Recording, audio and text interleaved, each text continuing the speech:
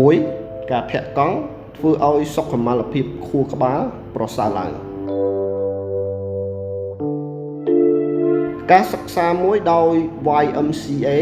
បានបង្ហាញថាមនុស្សដែលមានរបៀបរស់នៅ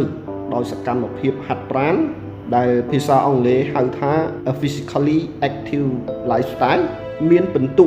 នៃសុខុមាលភាពខួរក្បាល 32% ខ្ពស់ជាងអ្នកដែលមិនមានការហាត់ប្រាណមានវិធីជាច្រើនក្នុងការហាត់ប្រាណដើម្បីជំរុញនៅស្មារតីដូចជាការធាក់កង់ជាដើមការធាក់កង់គឺរួមបញ្ចូលទាំងការហាត់ប្រាណ physical exercise ជាមួយនឹងទីវាល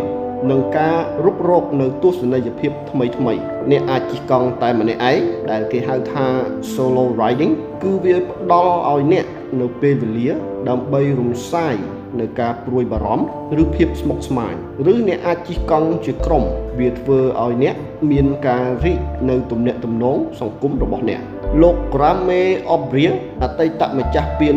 Our Record ដែលគេស្គាល់ថា